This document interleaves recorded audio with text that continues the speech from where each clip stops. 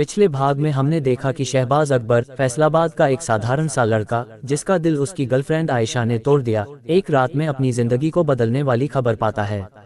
उसे पता चलता है कि वह अपने खानदान की विशाल दौलत का वारिस है। मेट्रो स्काई बैंक के वीआईपी लाउंज में कदम रखते ही शहबाज का आत्मविश्वास सबको हैरान कर देता है।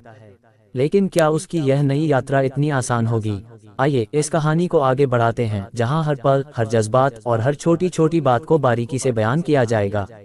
शहबाज ने जैसे ही मेट्रो स्काई बैंक के वीआईपी लाउंज के भारी शीशे के दरवाजे की ओर कदम बढ़ाए, साइमा, रिसेप्शनिस्ट, जिसने उसे ताने मारे थे, अपने चेहरे पर शर्मिंदगी और गुस्से का मिश्रित भाव लिए पीछे पीछे दौड़ी।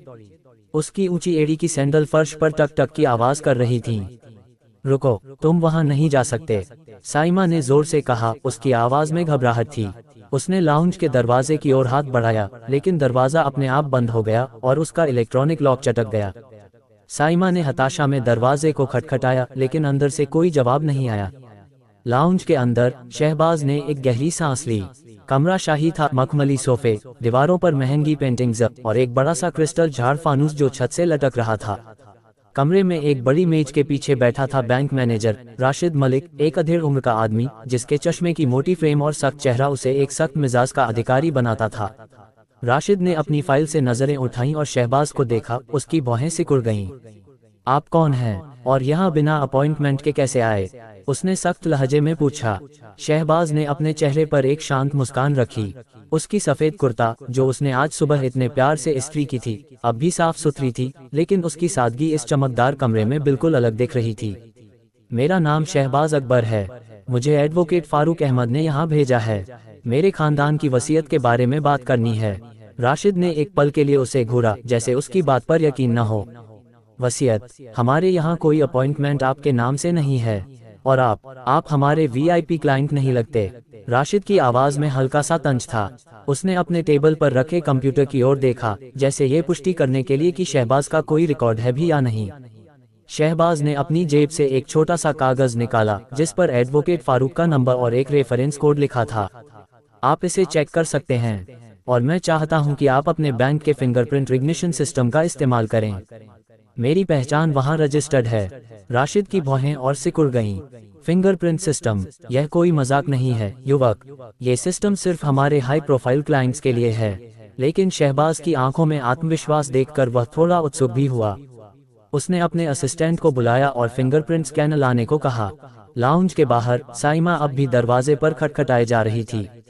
उसने अपने वॉकी टॉकी पर सिक्योरिटी को बुलाया। यहाँ एक लड़का है जो गलत तरीके से वीआईपी लाउंज में घुस गया है। जल्दी आओ। उसकी आवाज में गुस्सा और घबराहट थी। बैंक के कुछ अन्य ग्राहक जो रिसेप्शन एरिया में थे, अब उत्सुकता से इधर उधर देख रहे थे। एक अधेड़ उम्र की औरत, जिसने भारी साड़ी और बड़े बड़े झुमके पहने थे, ने साइमा से पूछा, क्या हो रहा है?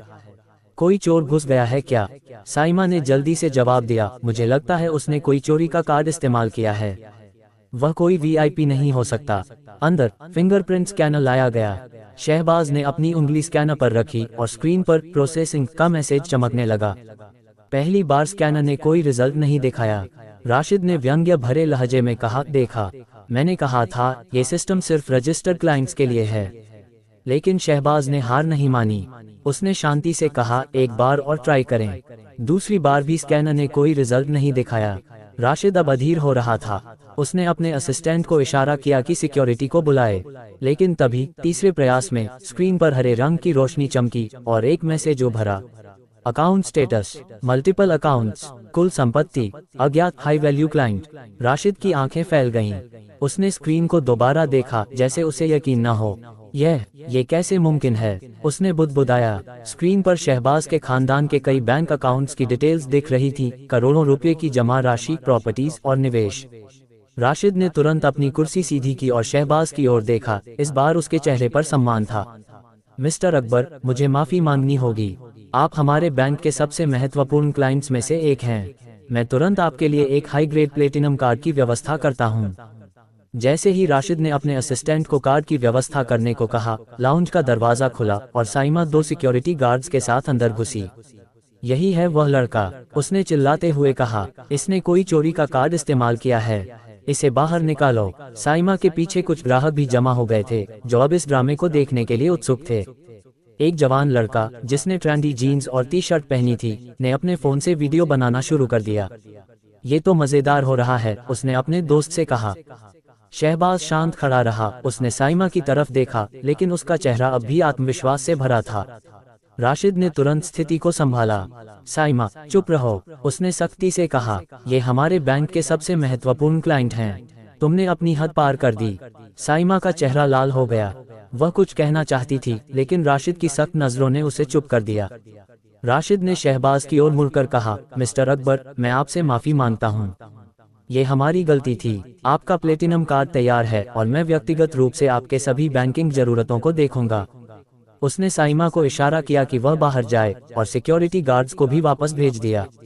शहबाज ने कार्ड लिया, जो चमकदार काले रंग का था और उस पर उसका नाम सुनहरे अक्षरों में लिखा था। उसने राशिद को देखा और कहा, शुक्रिया मिस्टर मलिक, लेकिन मैं चाहता हूं कि मेरे दोस्तों हमजा, जीशान और हसनैन को भी यहां सम्मान मिले। वे मेरे साथ मेरी हर मुश्किल में खड़े रहे हैं। राशिद ने तुरंत सहमति जताई। बिल्कुल मिस्टर अकबर, आपके दोस्त हमारे मेहमान होंगे। जैसे ही शहबाज बैंक से बाहर निकला, उसके हाथ में चमकदार प्लेटिनम कार्ड था और उसके दिल में एक नया जोश। लेकिन क्या यह नई दौलत उसे आयशा के धोखे को भूलने में मदद करेगी? क्या बिलाल का घमंड टूटेगा जब उसे शहबाज की नई हैसियत का पता चलेगा? और साइमा, जो आज शर्मिंदगी में डूब गई, क्या वह अपनी गलती से कुछ सीखेगी? ये सब जानने के लिए अगला हिस्सा जरूर देखें। अपने दिल को जलाकर रखिए, क्योंकि शहबाज का सफर अब और रोमांचक होने वाला है और यह कहानी आपके होश उड़ा देगी।